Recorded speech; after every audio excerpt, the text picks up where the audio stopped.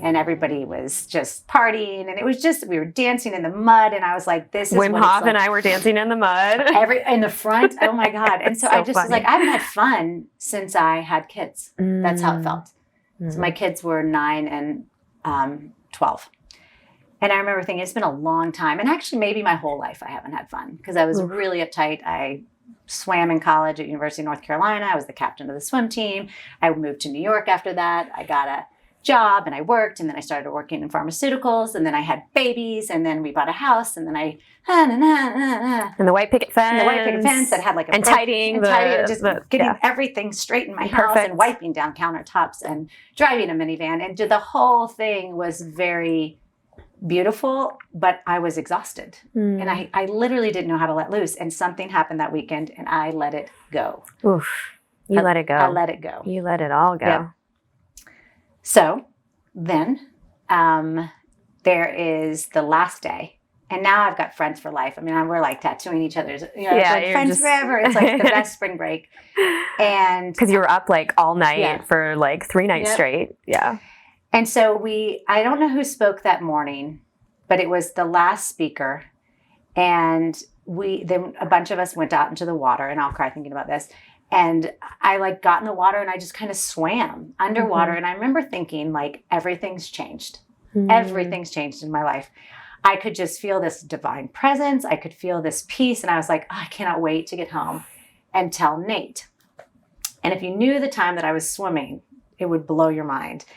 So I get out of the water, and we're getting ready. The last event is like a boat tour. And I'm so excited because I got all these friends now, and we're going to go on this last thing. And so my phone rings, and it's like a number I don't know. And I hadn't had my phone with me most of the event, but I wanted to take it for the boat. And so I didn't pick it up because it wasn't a number I knew, and kept avoiding it. Then Toby my girlfriend was there. She's like on the phone talking to someone, and I didn't know at the time, but she was talking to my best friend, Michelle. Oh, so she had already known. Well, she had gotten the call. And so then quickly after, my husband's best friend texted, call us ASAP. So I'm in a bikini and jean shorts, and I'm ready to go party. Hit it. And I call him, and he says, I call my best friend who's married to my husband's best friend.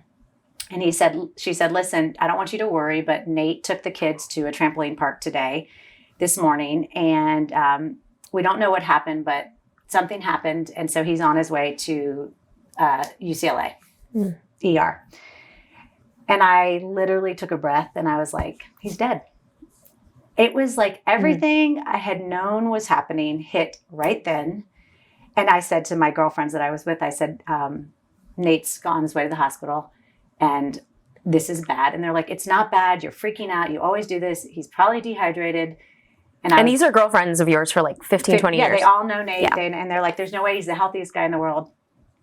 And I was like, get me on a plane. Like, I wasn't talking. I wasn't stressed at that point. I was like super focused. And so, because in this moment, you're like, it's like you already knew. Yeah. And nobody was telling you. Yeah. You're in the lobby of the hotel. I knew immediately. Yeah. And all of that fear and anxiety that was like pent up for years before this, because we've talked about grief. We've talked about loss. In many ways, I know we've shared a lot of things, and so it's take us through that internal feeling of like when you actually intuitively know, because you knew. I knew, I knew something was wrong for about 2 years. Just when I would walk and pray, I'd just be like, I don't know what am I missing? Something's not right. Something's not good here. Basically, internally, everything was saying, pay attention. And what I ended up doing, which people are always like, what advice would you give? I'm like, when you feel that, start getting tools. So I started meditating and praying and journaling and reading every dispenser and reading book. The books. Every book. I was like, help me, Pemitrodrin, like all these things. And everyone's like, what is her? I mean, my friends would say, like, the other people would be like, why is she so nervous? And and I think we always talk about horoscopes and Vedic astrology, but intuition is my thing. I can just tell. I just know. And it's awful when you don't know what it is, but you know it's something. It's a Cancer thing. It is. It's just your feelers are out. And it's a gift, but it can also be a curse because sometimes there's nothing you can do about it at that time. So you just have to wait for it. So I knew when they called that this thing that I had been waiting for had just happened. So long story short, turns out there's only one flight back to the United States, and it's in about 45 minutes or so. We didn't have a ticket, so I got in the car with two of my friends into a taxi, and my mom had headed to the ER. And when we were about halfway down this like bumpy, old, nasty cab ride, my mom called, and I knew. I mean, I picked up the phone, and she said, "Hi, sweetie, would you like to? The doctor would like to speak with you." So she couldn't. Right. Yeah, Because she wasn't going to tell. Yeah. And he just said, "Mrs. Chittick, I'm so sorry.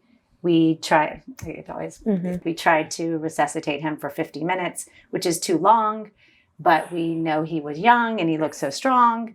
And unfortunately, he didn't make it. So your husband is gone." And I remember I was like, "So my husband's dead."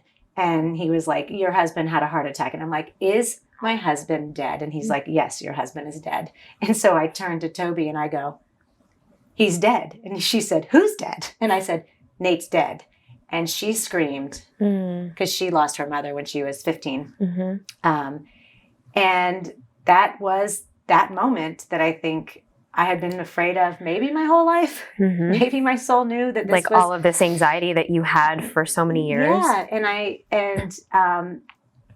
and then that's kind of the marker of when the next chapter, second half started in my life. Yeah. See you next time at the Brave Table.